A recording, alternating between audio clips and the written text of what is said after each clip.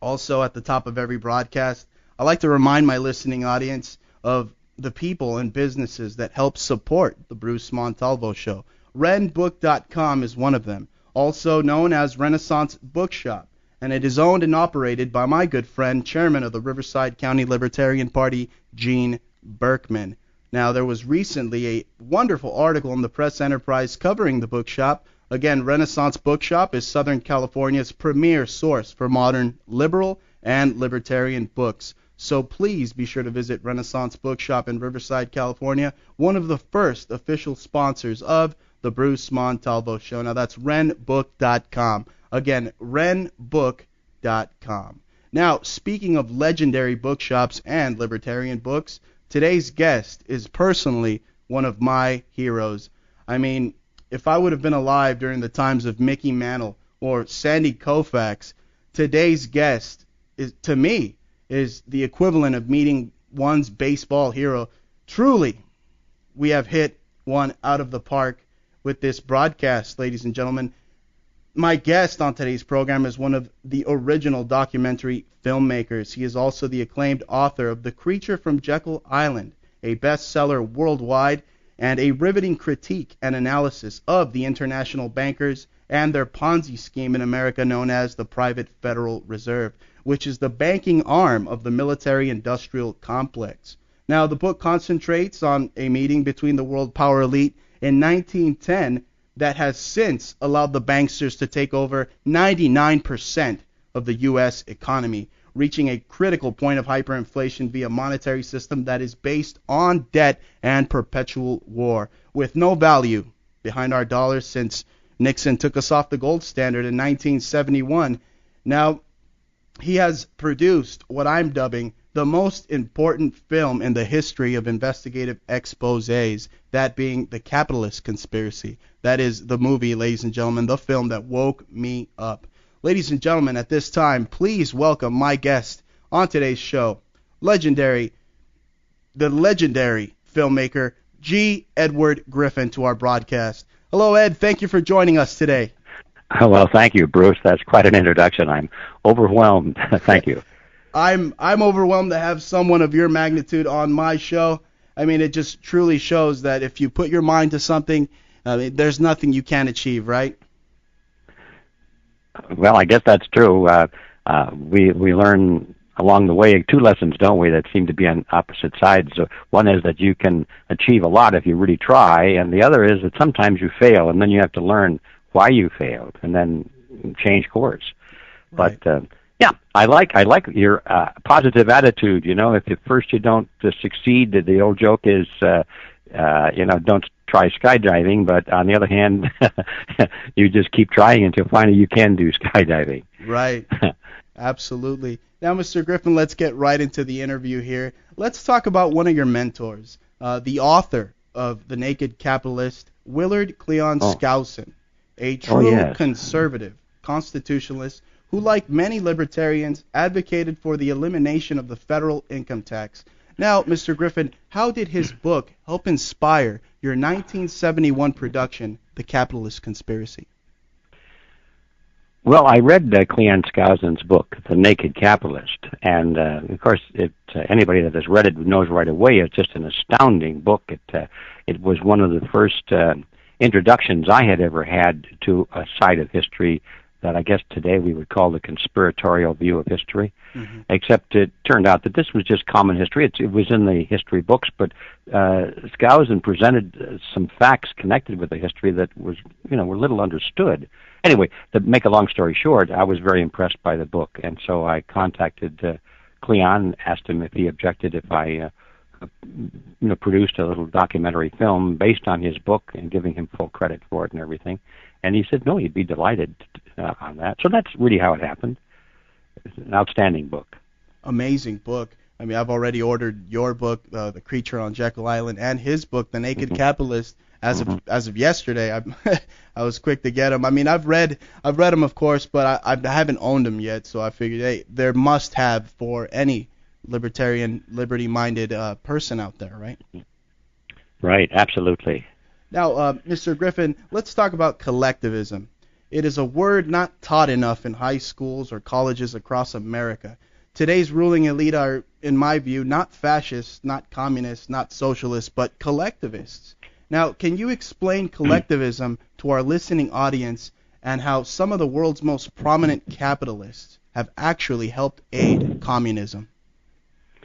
Well, yeah, I think this is perhaps one of the most important topics that people could undertake in today's world because, as you just pointed out a second ago, we use these words communism, fascism, socialism, Nazism, liberalism. All these words are floating around, and we've got on the other side of the argument, supposedly we've got conservatives, and we've got libertarians, and we've got constitutionalists, and we've got Republicans versus Democrats, and all these things flowing around, and people get into heated debates based upon these words. And when you try and analyze what those words mean, it's impossible. It's like the Tower of Babel. We all have our own understandings of those words, and generally we can't agree on the definitions. And the reason for that is because they don't mean anything. The real contest, in my view, of ideologies in the modern world, at least in the Western world, is a contest between just two ideas, and those words to describe those ideas are seldom used, and we're trying to change that now. And you mentioned one of them, and that was collectivism. And the opposite of collectivism is individualism. And that's really what it's all about. And as you just said, communism, socialism, fascism, Nazism, a lot of the current definitions of Americanism even are variants of the underlying ideology that is called collectivism. And I was surprised to find out years ago when I was researching all this that word collectivism and individualism, its opposite word, were fairly common in the literature of maybe 100 years ago or 80 years ago. Fairly common. And people wrote about it. Everybody understood what the words meant. But by the time we got through with World War I, and we were told by our elected leaders that we had fought a war to defend democracy. Right. And then the word democracy started to be used as though it was, the ultimate ideal of a form of government and so forth. And even today, we're using the word. We're conducting wars around the world to defend and promote democracy, we're told. Anyway, along about the time of World War I, all of the vocabulary really changed, and the word collectivism and the word individualism was pretty well scrubbed from the common dictionary. So, having said all that, what do these words mean? Well, I've been able to identify a lot of differences between individualism and collectivism, but there are five that are really the big ones. And we don't have time to go into all five of them, and I'm sure your audience doesn't want to do that anyway right now. We've done that on our website, by the way, which is Freedom Force International. Right.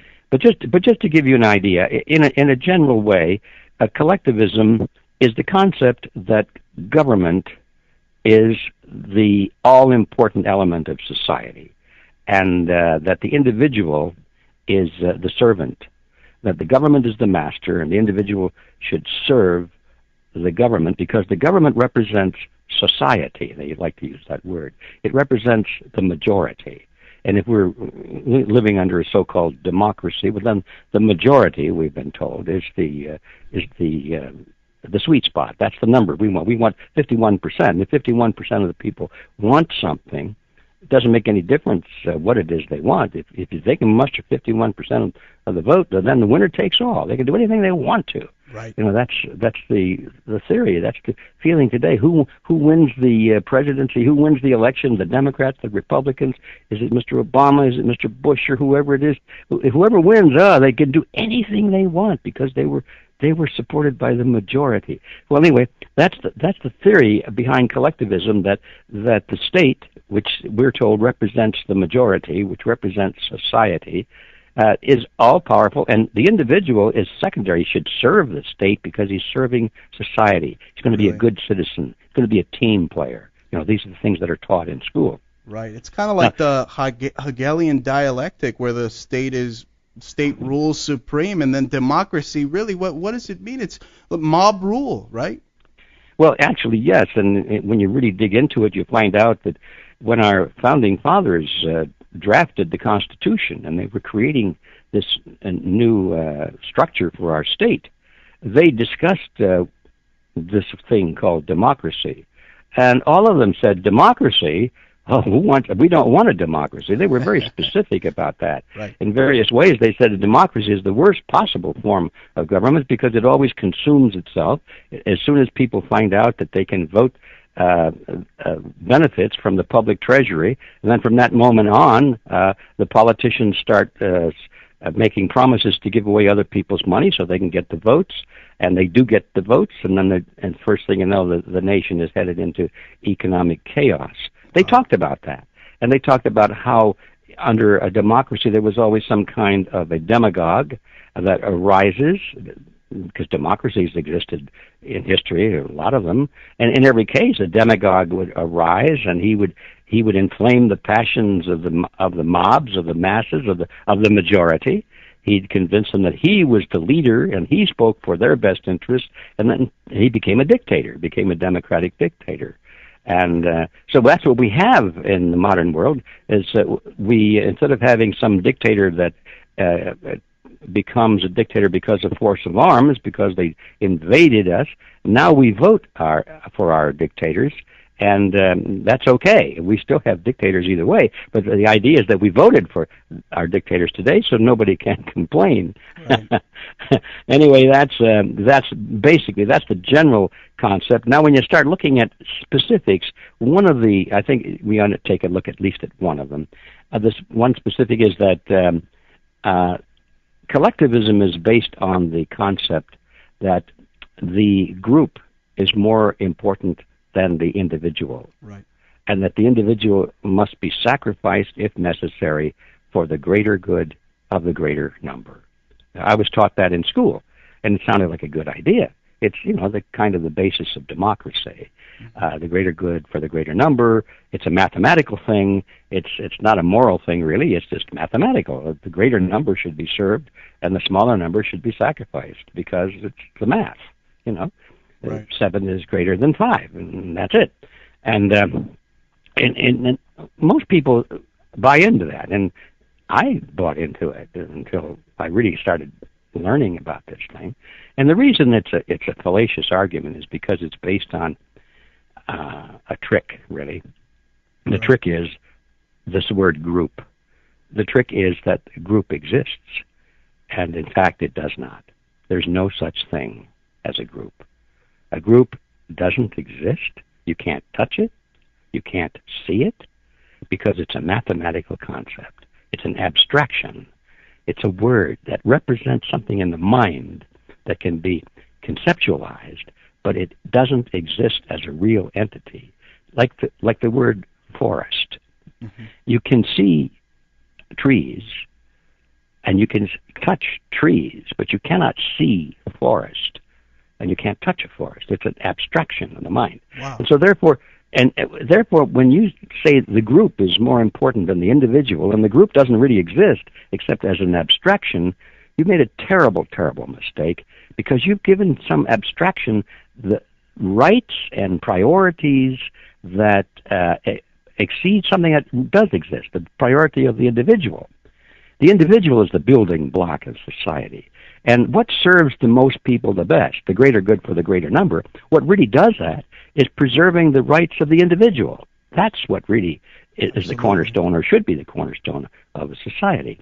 So we could go on and talk for hours just on that one thing, but that is one of the differences between individualism and collectivism, because individualists believe that the individual is the cornerstone of society, and that's what it's all about, is to preserve the rights of the individual. That is and a lot of the effort in a constitutional republic, which is what our founding fathers created for us, was to take measures to protect the individual from the majority.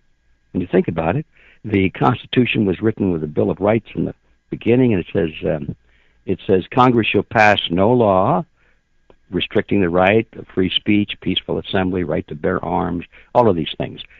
Congress, representing the majority, representing the people, Congress shall pass no law, meaning the majority shall pass no law. The majority shall not take away the right of free speech from the minority, or a minority of one.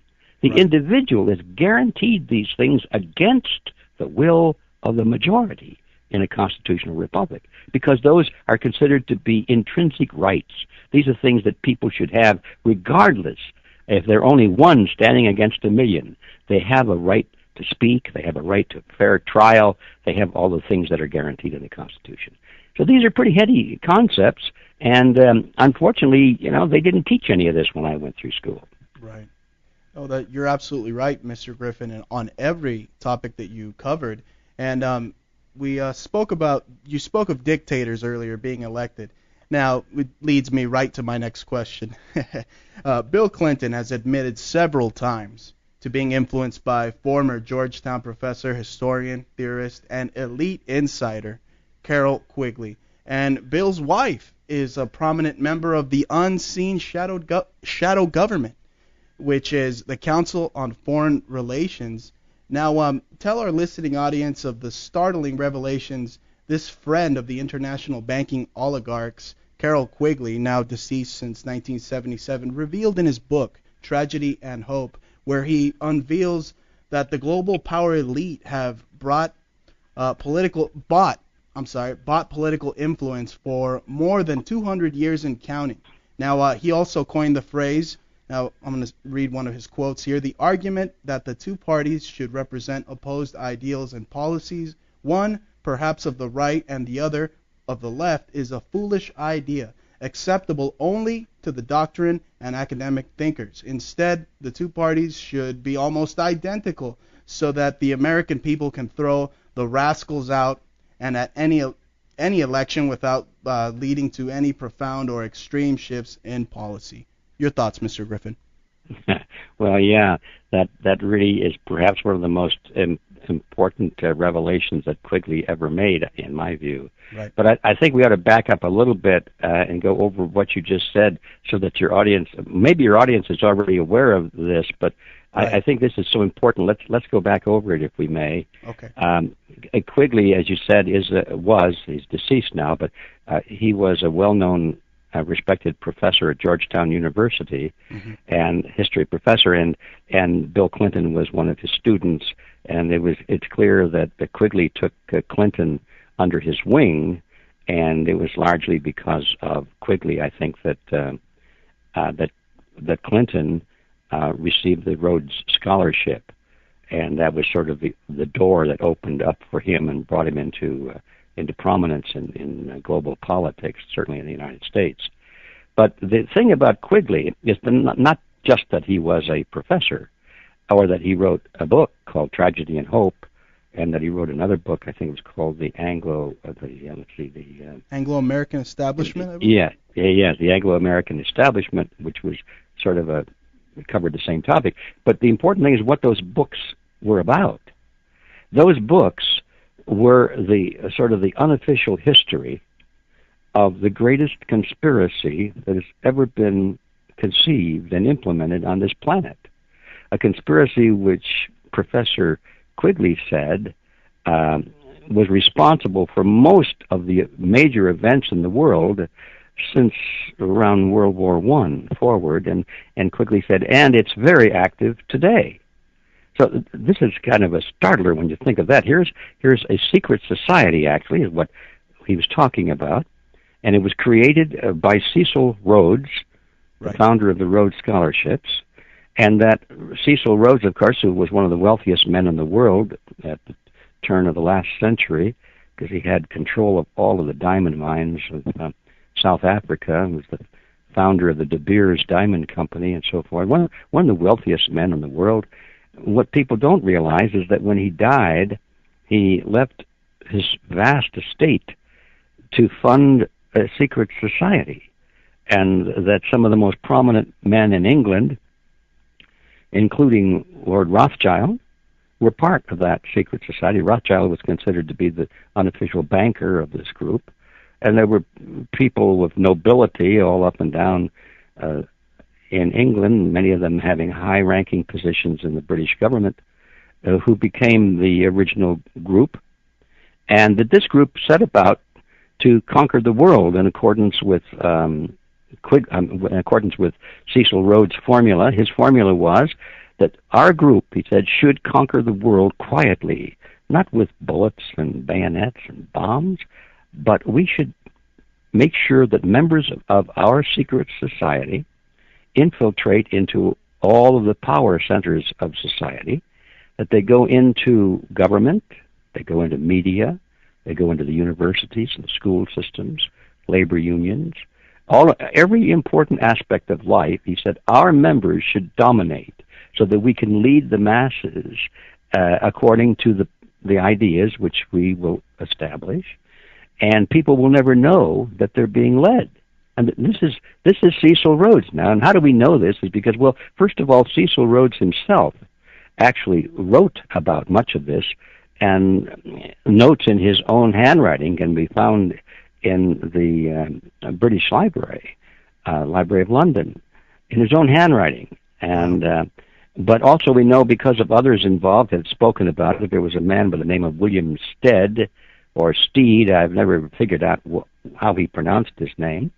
But William was the executor of Cecil Rhodes' estate, and he implemented his wills, and he wrote a book on this thing called The Wills of Cecil Rhodes.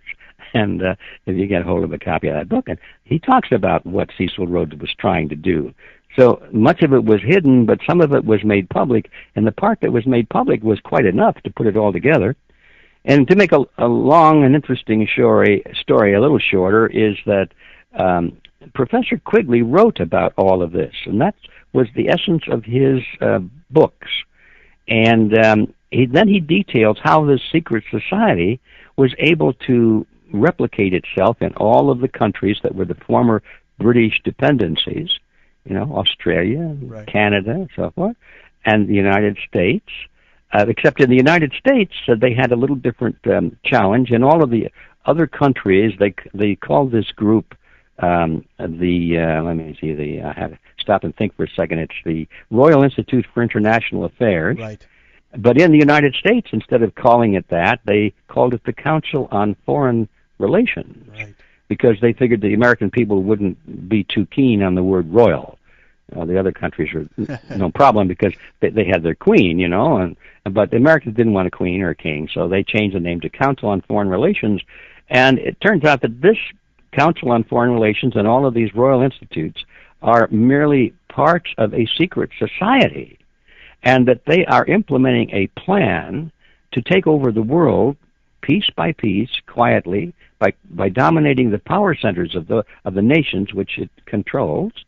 And it turns out then, finally, to put the last piece of the puzzle together, is that the members of the Council on Foreign Relations in the United States, which now represent about 4,000 members, a little bit more than that now, a small number compared to the national population, they actually are the hidden government of the United States. They mean, when you look at the list of the presidents and the secretaries of state and the heads of the CIA and the FBI, right, Supreme Court justices, senators, congressmen, all the people that are running the show, heads of the major news networks, ABC, CBS, NBC, Ted Turner, all of these. You just look all up and what are the organizations that lead America, and look at the heads of those organizations. You will find that, I'm going to put this number out of thin air now, but it's close at least. You're going to find that about 80 to 85% of them are thoroughly dominated by members of the Council on Foreign Relations. Wow. Now, what does that mean? That means that the nation has gradually fallen into the hands of a secret society that was created by Cecil Rhodes. And now we go back and we say, what again was the goal of that secret society? Well, the goal was to dominate the world, to create what they now call a new world order. But the kicker is, what kind of a new world order? I mean, who cares whether it's a new world order if it's a good one? The kind of the new world order is it's got to be based on the model of collectivism. And right, that's when we made the complete circle, and we're back to that word again. So what these guys are creating is a global dictatorship with all power at the top in the hands of the government leaders and those people behind the scenes that control the government leaders, and you and I and everybody else in the population were just to be pawns in the game. Unbelievable. Unbelievable. Mr. Griffin, you started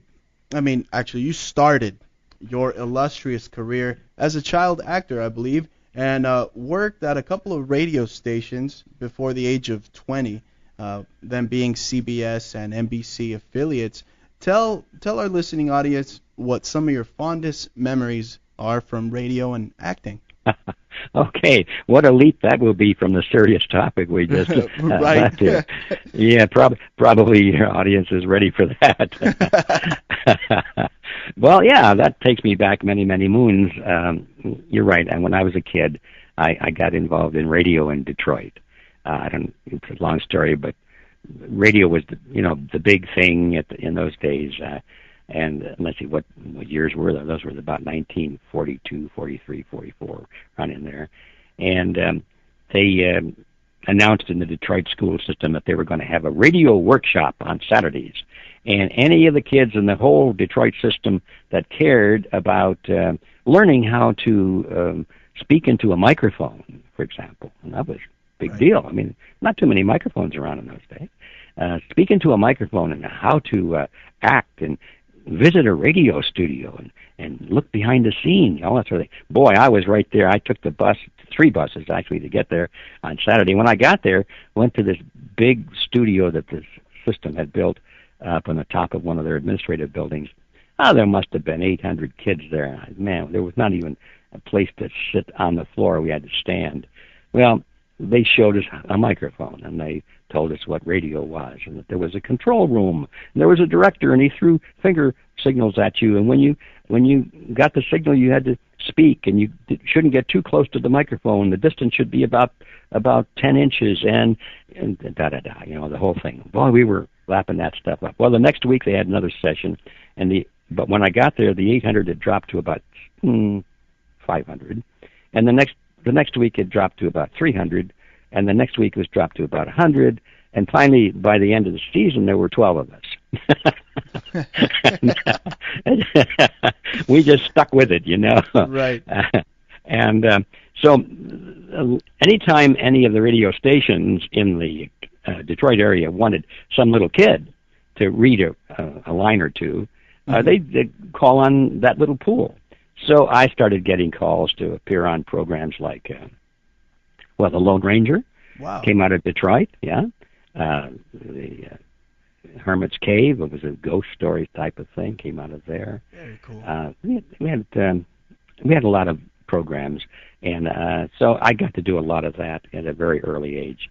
I enjoyed it, and if you hear those old Lone Ranger programs and you hear some kid say, "Gosh, Dad, here come the Indians," that might have been me, and so anyway, when I got to be a teenager, I auditioned for a program came out of that was CBS called Make Way for Youth, and it was a musical program primarily. They had a teenage choir and an orchestra, and it was broadcast every Saturday morning over the CBS network. Make Way for Youth, and I was the the teenage master of ceremonies, Eddie Griffin. I hated Eddie, but that's what they wanted to call me, Eddie. So I read script for that for a summer or two, and then when I went to school, University of Michigan, I got a job at the university radio station as a staff announcer. That's how I earned my extra money at school, and by this time I'm getting through college. I take on responsibility of marriage, marry a beautiful girl who was a student nurse there, still my wife many years later. Very nice. And then I go to work for WWJ. It was an NBC affiliate in Detroit. It was WWJ TV. So that was a big deal because TV was just coming into its own at that time. And I was technically called an assistant director, but that makes it sound too important. Actually, I was a floor manager, which means I was the guy on the floor of the studio with the earphones on, taking orders from the director, who was up in the booth, and Right. throwing cues to the various actors and flipping signs that they had to, shoot with the camera, Right. and dragging cables and all that stuff. So that's it. That was my early days, and that's how I cut my teeth. Nice. I definitely identify with you, Mr. Griffin. I mean, in high school, I was the gaffer for a couple of productions, so I mean, I got to see, the film productions aspect, and and then in high school, I also came across your film, The Capitalist Conspiracy. So, I mean, from a young age, I've been wanting to do radio, and I've wanted to, kind of mirror your footsteps in a way. Well, you're on your way.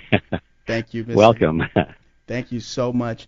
Now, tell us about your time as a writer for George Wallace, actually his vice presidential candidate. Sorry, Curtis LeMay in 1968, who I believe ran on the American Independent Party as a paleo conservative.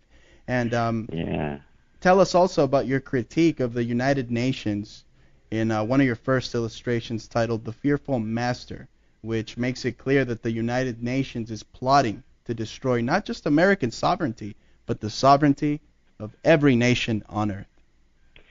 Yeah, that's probably a far more important topic than my experiences with Curtis LeMay, but it's a little eddy current in my life.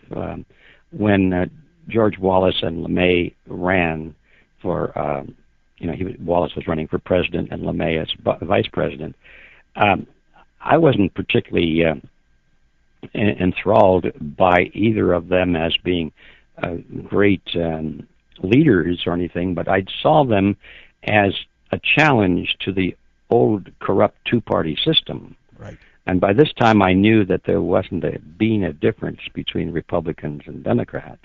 It was just showmanship. That was very clear to me.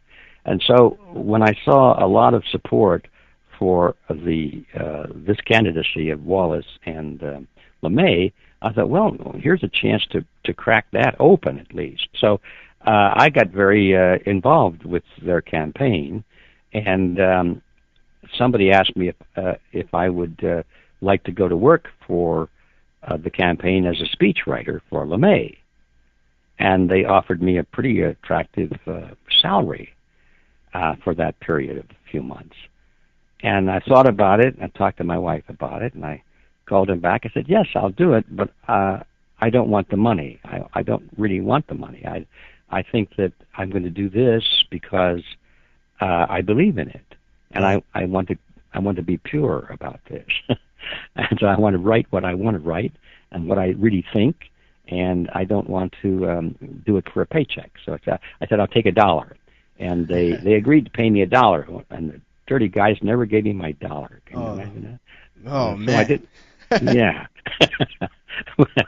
But anyway, so I took the job, and first thing you know, I got a taste of what that's all about. I've never thought much about it, but boy, all the Secret Service men and the airplanes and the traveling in motorcades and all that sort of thing. Right. I was in the middle of that for a little while, and so I met the general, went over to his house, and had dinner there. A very impressive man, and his wife was very impressive lady, very well informed, very dynamic people. And so I thought, boy, this is really quite an experience. And so I started to write speeches for him. We talked about what it is that he wanted to say and what it is that I thought would be good to say, and we came to a meeting of the minds, and we agreed that we would talk about the size and scope of government, and we should talk about foreign policy in terms of being defensive and not aggressive. Pretty much the same things that I still advocate today. Right. And so I wrote a couple of speeches for the general, and we traveled around, and lo and behold, the general never gave any of the speeches. Not because he didn't want to. He liked the speeches, actually. But every time he got in front of a group of reporters or any other public appearance, the reporters would show up, and of course the press was very hostile to him. They did not want him or George Wallace to to receive favorable publicity, Of course. and they were looking for ways to discredit both of them. I wasn't involved on the Wallace side, but I saw it spill over, because the minute the general would stand up, before he could say more than 3 or 4 words, some reporter would stand up in the audience and say, "Is it true, General, that you're a racist?" or something like that. Because Wallace came from the South, and the media was trying to, paint him as a racist. Right. To tell you the truth, I don't know whether he was or not. I don't think he was. But anyway, they were trying to paint him as a racist, and all I knew is that the general had a very short temper. His fuse was very, very short, and all they'd have to do is just egg him on with a couple of questions like that, and he would forget his script and launch into a tirade or a defense against these charges that were being thrown at him, bing, bing, bing, like this.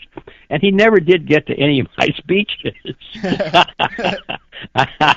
And he would rant and rave, and so I gave up. I said, "Well, General, I'm going to leave these speeches with you here, and if you get tired of giving these and you want some more, give me a call."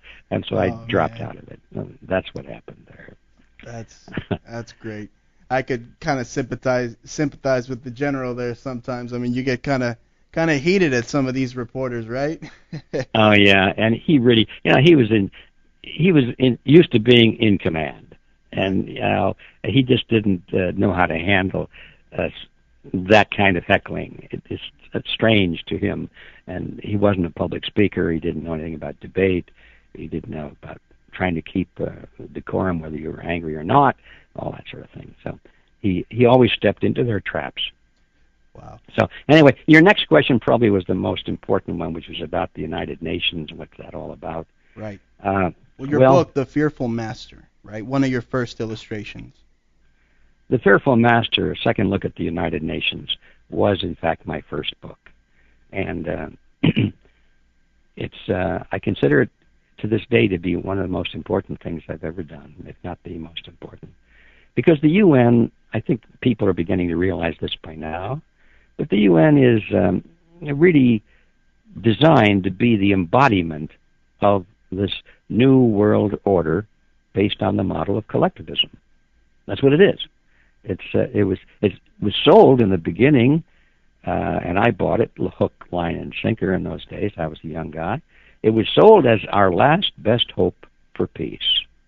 We've just been through a couple of wars, and there were devastating wars, and we were told that if we didn't get together in peace and harmony and brotherhood, we were going to blow up the planet. We were going to destroy all life on Earth.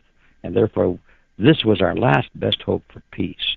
Not only that, it was a chance to build harmony and brotherhood and improve commerce between nations, lower the cultural and religious barriers, and eliminate the hatred. And then they threw in the business about we're going to make everybody healthy too. We're going to inoculate all these poor children in Africa against the dread diseases of yaws and all these different things. And everywhere you looked, you got all this good stuff, hearing about this good stuff that the United Nations was designed to do. And so most people just jumped right on the bandwagon. And when I began to get wind of the fact that most of this was fraud, that it was bait, it was like a spider saying, "Come into my parlor," And I thought, wait a minute, these guys aren't really sincere at all. Right. This is a trick. Once I got that, I started to look for evidence, and it was everywhere, but I didn't see it because I didn't want to see it, for one thing.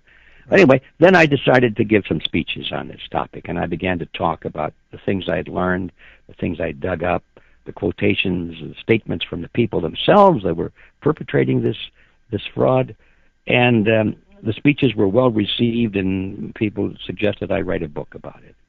So I did. I sort of took some time off, and I that was my first book, actually, and I really didn't think I could write, to tell you the truth, Bruce. Wow. I always thought of myself as a speaker. Right. Well, I've been through radio and acting and all that sort of thing. I'm a communicator, but I work from the stage, thank you. Exactly. I don't write, but anyway, I had to write. So I amazed to find out that I enjoyed it. It's nice. another lesson, I suppose, for any young people listening to this, that if you think you can't do something, don't be so sure. Maybe you do have a talent for it if you really buckle down and give it a try. So anyway, I wrote the book, and it was an expose of the United Nations at that time. Of course, the UN has advanced far, far down the road from that point, but everything I laid out in that book has been implemented. All the predictions I made that, what the United Nations would become, what it would do, right. why it was formed, that's all come to pass. Right. So basically, the United Nations is the embodiment of collectivism on a worldwide scale. So if you like fascism, communism, or Nazism, you're going to love the United Nations. No, that's incredible, Mr. Griffin. I mean, really what they are is the continuation of the League of Nations, right? I mean, how can one expect freedom or liberty to come from a communist or Marxist think tank like the UN? I mean, it's just absurd to me, right? Well, yes, it is absurd and even if you didn't have that factor, you realize that the member nations at the UN, by far, the vast majority of them are little tin-horn dictatorships or massive dictatorships. And how do you expect anything to come out of that? The common denominator is dictatorship. How do you expect those people to build something that is that they themselves do not have? It's completely absurd. Now, moving on, Mr. Griffin, I've interviewed some of the world's top authorities regarding cancer, and you were right up there. Now, Mr. Griffin, you wrote a book titled World Without Cancer, The Story of Vitamin B17. Now, give our listening audience the inside scoop regarding the story of vitamin B17, which I believe is also known as amygdalin. Hope I said that right, a chemical compound. I think they call it amygdalin. Amygdalin, oh my God. Yeah. Oh my God. Amygdalin, thank you. That's why you're the man. It's a chemical compound that is isolated from seeds, I believe. Right? Yeah, that's one source. Amygdalin comes from about 1,400 edible plants. Seeds are a very important category, but it also comes from grasses and a lot of green things. It's found in nature. It's ubiquitous. And the reason, I believe, after having done this research, is that it's part of nature's balance. It's nature's control for cancer. So now I take off my ideological hat and I put on my health hat, and to tell you that I didn't expect to get into that field either, and I wouldn't have been in it except for the fact that a very good friend of mine in the political field was an MD, a doctor in San Francisco. His name was John Richardson, and he had a family practice there. And he started to use amygdalin in the treatment of his cancer patients, and much to his surprise, he was getting excellent results, far better than any results he had received previously using orthodox therapies of radiation, chemotherapy, or even surgery. And here was this little simple substance that came from nature. It was cheap, and it was working. And, of course, then he ran afoul of the medical authorities that said, Doctor, we don't care whether this works or not. It's not approved by the FDA, and the law says that you cannot use an unapproved substance. And so that's when John called me, and he said, Ed, I don't know what to do about this. He said, this stuff is saving lives, and they're going to take my license from me if I don't stop saving lives. He said, this is insane. Right. I agreed with him. And so the reason he called me, he said, look, I'm a doctor. I treat patients. You're a writer. Would you help me write a magazine article explaining how we think this works and explain the results we're getting and get these people off my back? And I said, well, sure, John, that sounds like it would be fun. It would be important to do, too. So I jumped on the project thinking it would be about a 3 or 4 or 5 week project, not realizing the tremendous scope. I didn't realize the high voltage that was in those wires I was about to touch. Right. And so anyway, that's how it all started, and it took me several years to get through all of that. interviewing the people who really were scientists. I had no background for that. I had to start from ground zero and learn everything from the ground up. It was like going back to school. But I did have a lot of very good help from people who were scientists and practicing physicians and theoreticians and chemists and so forth. So anyway, to make the short of it is that we put together the story, and the story is that cancer really is not caused by something.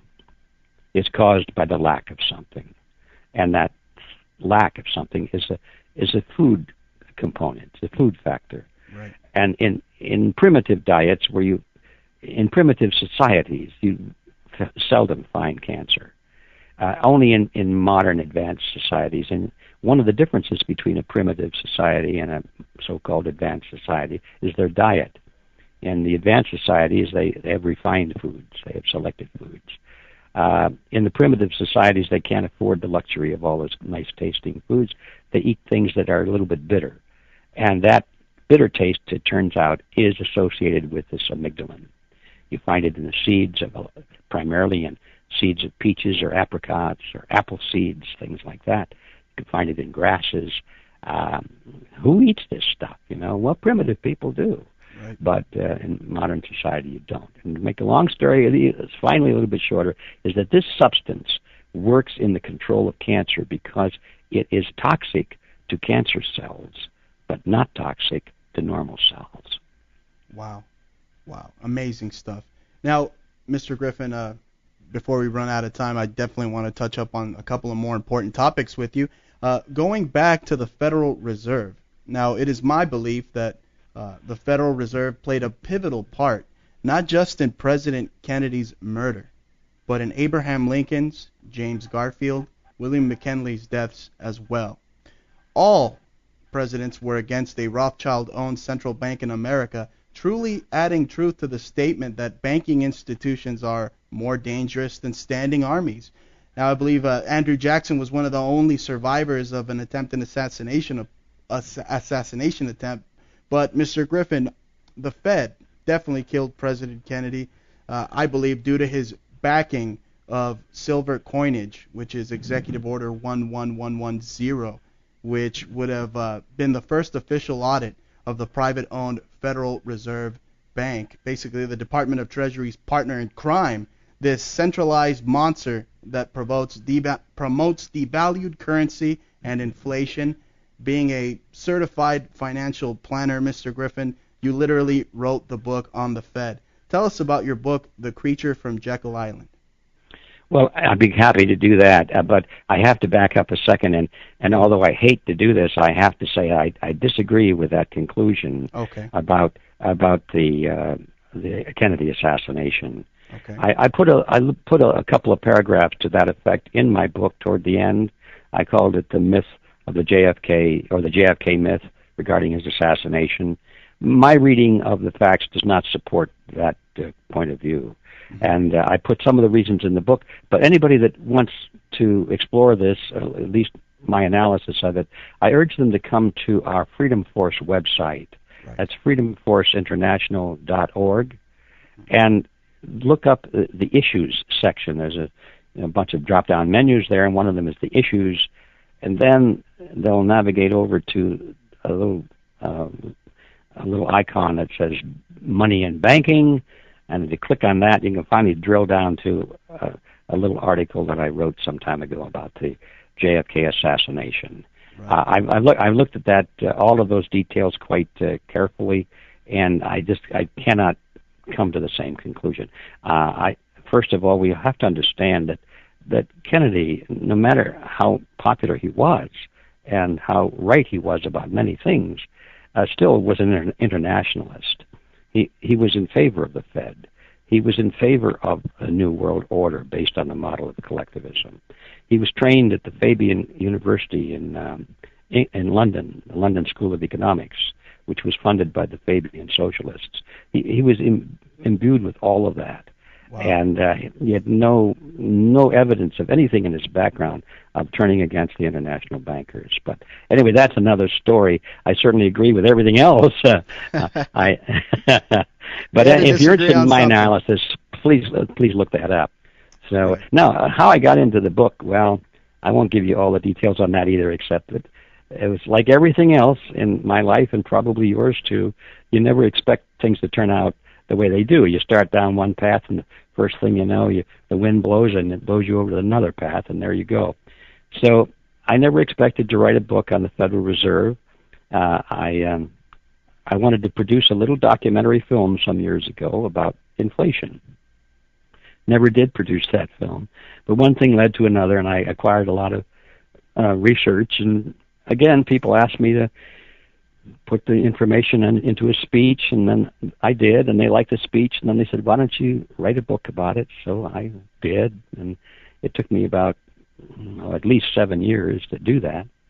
And I learned so much on that journey, Bruce, I cannot tell you. I had no idea how ignorant I was about money when I started on that path. And anyway, once I got into it and I realized that this was not just a boring topic of money and banking, it wasn't just a bunch of formulas and definitions of accounting terminology. This was a whodunit. I discovered this is one of the greatest whodunits of history, one of the greatest crimes of history. And to make matters even more interesting, I discovered who did it and how they did it, right, and where they buried the body, and and so I just was all of a sudden compelled to stop everything and devote at that time my total energies, my total life to learning everything that there was to learn about this crime, and to write it in such a fashion that it wasn't a textbook on money and banking, but that it was the unraveling of a mystery. And that's how I tried, and that's how I saw it in real life, and that's how I tried to write it. Amazing. Now, real quick, we're wrapping up here. Mr. Griffin, I find it ironic that Obama acts like a military man when he has never served in the Army a day in his life. Now, you being a former sergeant in the Army, do you believe that congressmen that vote to go to war should send their firstborn sons to combat? Good one, right? Oh, well, there's a certain righteousness to that, isn't there? How can you say no? But I think that the issue is bigger than that, really. Right. Because some of these congressmen may actually be willing to send their firstborn to war. Right. That doesn't mean I want them to send my firstborn to war. So the issue is a little bit bigger than that. It's why do we have wars in the first place? Wars. By the way, I'm not a total pacifist. I believe that you have to fight to defend yourself. Right. But if it's defensive, everybody wants to defend themselves and their family and their community and their nation. But to be an aggressive fighter, to say, who am I going to conquer today? Who am I going to decide? I don't like their style of government. I think my style of government is better, and I'm going to go in and kill anybody over there that gets in my way so that they can have my style of government. Now that I don't agree with that. Whether it's firstborn or not sent in, it's just wrong. Right. Definitely is. Definitely is. Now, Mr. Griffin, unfortunately, we're out of time. I've been on cloud 9 throughout this entire broadcast. I literally have about 12 or 15 more questions I could ask you, but I didn't pay the extra 100 for the other hour. Now, Mr. Griffin, I want to thank you so much for being on. Thank you so much. And let our listeners know where they can find you. Okay, well, our commercial site where you can buy books and things is called Reality Zone. Easy to remember. It's realityzone.com. We have about 100 different items there. Books, recordings, videotapes, and all that sort of thing. But our think tank website, for people who want to analyze the ideology and to formulate a plan of action to change the world, you'll find all that on another website. It's called freedomforceinternational.org. freedomforceinternational.org. And be prepared to spend some time and burn some brain cells on that site. Thank you so much, Mr. Griffin, for being on. I definitely have to schedule you again sometime in the near future. Thank you. Okay, Bruce, and keep it up. I appreciate what you're doing. Thank you. Thank you, Ed. Thank you so much.